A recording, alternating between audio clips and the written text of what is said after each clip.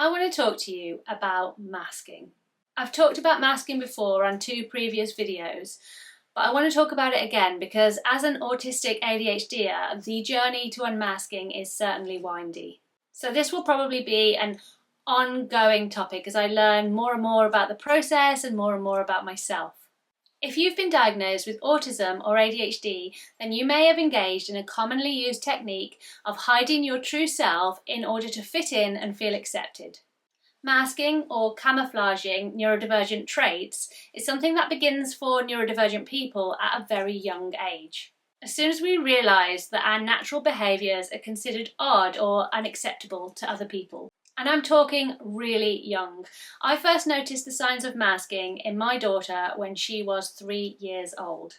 I don't remember exactly when it started for me, but I definitely remember feeling like an alien or like an outcast at primary school age. On the surface of it, changing your behaviour in order to fit in doesn't sound that unusual.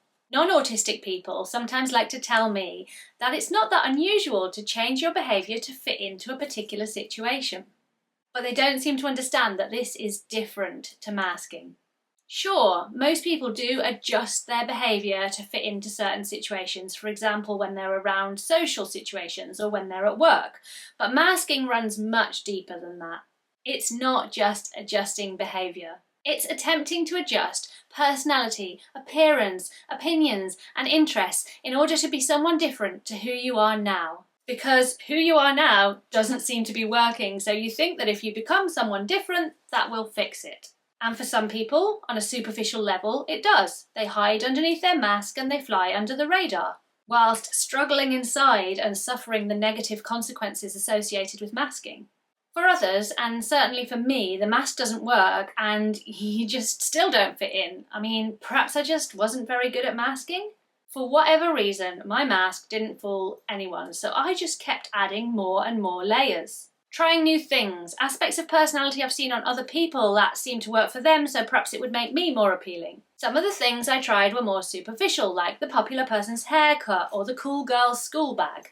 Some of them were deeper, the interests, the personality, and just the general vibe of a person that seemed to fit in. So perhaps it would work for me. And it never worked. People could always sense that I was different, and so I was judged and I was rejected. But even for people for whom masking is a reasonably successful strategy, it's definitely not a good option. Masking can impact our mental and our physical health. It's horrible to feel that our authentic self isn't good enough and that in order to be accepted we have to be someone different. That's bad for self-esteem, and it can make us feel anxious and just sad. Additionally, it prevents us from experiencing genuine connection with other humans because we're not actually being genuine. In addition, masking is absolutely exhausting. It's like playing the role in a play all day, every day, which is just completely not sustainable. Sooner or later, this is going to impact our health, and it's quite likely to lead to autistic burnout, which can take years to recover from. Masking is just bad for us. So, in order to be happy and healthy, I felt like I needed to work on unmasking. When I was first diagnosed, aged 36, back in 2016, I thought that the process of unmasking was going to be simple. I thought I could just choose to unmask, find my authentic self, and live happily ever after. I was very, very wrong. Actually, after decades of trying to refine the perfect personality, I had literally no idea who I was. Probably because I was so accustomed to masking, my first instinct was to create a autistic person mask so that I could be a convincing and acceptable autistic person. I mean, what? I'm embarrassed to admit this, but I'm gonna. At the time that I was diagnosed, I was watching The Big Bang Theory. So, essentially, I took Sheldon as a template for acceptable autistic person and tried to take on some of his geek, awkward attributes. Because I was newly diagnosed and I still believe some of the stereotypes about autism. Sorry about that. So I guess, unconsciously, on some level, I thought that if I behaved the way that people expected an autistic person to behave and they knew about my diagnosis, then I would be an acceptable human. So I went to the comic book store to buy comics, and I bought t-shirts with slogans on them, and I essentially tried on this new autistic personality, which obviously didn't work because autistic people aren't stereotypes, and this was not authentic for me. I mean, I made myself read comic books even though I didn't find it fun. So yeah, this didn't work for me. And although I was learning lots about other aspects of autism like meltdown and burnout and shutdowns and sensory processing, I wasn't really making much progress because I wasn't really being me. Which meant that I wasn't making much progress with finding happiness and stability because I'm not sure it's fundamentally possible to be happy if you're not being yourself. Then the pandemic happened and I had more space and more time and less people around me to mask for, which left me with my husband and my children, and I realised that I was even masking around them. Essentially, I had never found a space in which I could truly be myself. And that's scary because I met my husband in my late teens and I felt like I had to keep being the me that I was then because that's who he signed up for, which is obviously ridiculous.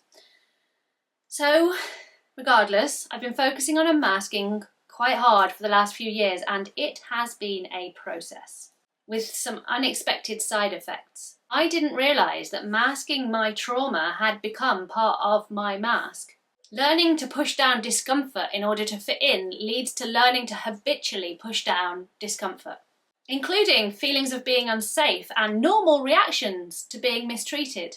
So I'd push on in situations that weren't safe or right for me for fear of being judged and rejected if I spoke up or otherwise protected myself. I had this sense that if something didn't feel right for me, then that was my fault and the fix was to try harder. For example, I'm having to learn that it was not my fault that I was bullied throughout school and beyond. It was not my flawed personality that caused the problems. It was not okay for people to treat me that way. I'd become accustomed to blaming myself and looking for ways to fix me as the solution to mistreatment. So I had to do some trauma therapy as part of the process of finding myself. I'm not fully healed, and I don't know if I'll ever be fully healed, but I am starting to recognise that feeling of being triggered and to be compassionate to myself when I have that feeling. It's also been quite hard to work on unmasking as someone who has a public platform. I started speaking about autism online in 2016, just after I was diagnosed, and naturally I have evolved since then. But sometimes I've felt like I have to be the purple Ella that I was then because that's who my audience signed up for. Like, I've packaged myself as one thing, so I have to remain true to that brand. But a person is not a brand, and people change. Since I started speaking about autism back then, here on YouTube, the number of people speaking about autism online has grown massively, which is awesome. But sometimes I feel like I should be more like one of the more successful advocates. Those with massive audiences and seemingly on the surface more exciting career opportunities than me. Perhaps if I had their way of speaking or living or dressing, I would finally fit in and be successful. But that isn't the answer, I know that really. I need to feel okay with being me when I figure out who that is. And I need to feel valid and content with what I do, have and am.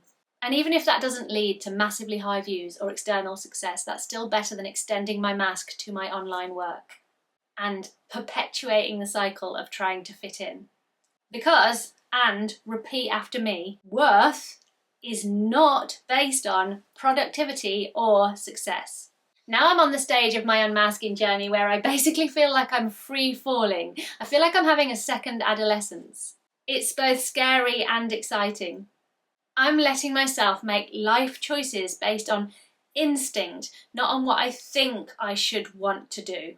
I'm trying to let myself be how I feel from day to day or even from hour to hour, rather than putting on a smile and trying to be likeable and interesting and fun all the time. I'm learning about what genuinely makes me feel happy and fulfilled. Essentially, I'm learning who I am underneath the mask.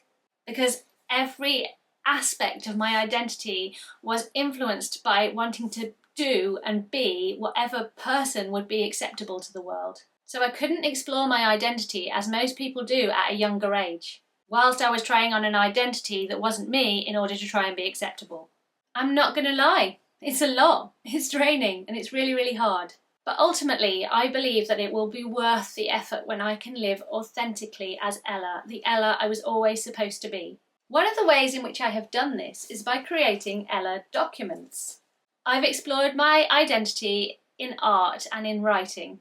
I wrote a list of my personal values and my priorities. I drew pictures of me, my style choices, my favourite activities. I basically found ways that I can record ideas I have about my identity, affix them to a page so that I could still hold on to them even when I was around other people and I felt the instinct to shapeshift myself to make myself more palatable. The other aspect that has been an important part of unmasking for me is finding personal space. As an ADHDer, I tend towards filling my time and my head with other people's lives, avoiding facing myself by distracting myself with busyness. Taking the time to be alone and quiet has given me space to search for myself, to listen to my instincts and my signals and to respond to them and to respect them. It's not always easy, but it's helpful, and whenever I feel like I'm losing myself, it's definitely easier to find myself when I'm alone. Despite having been formally diagnosed as autistic for 6 years, this still really feels like baby steps. So I'll keep sharing what I learn and what I experience as I take these steps.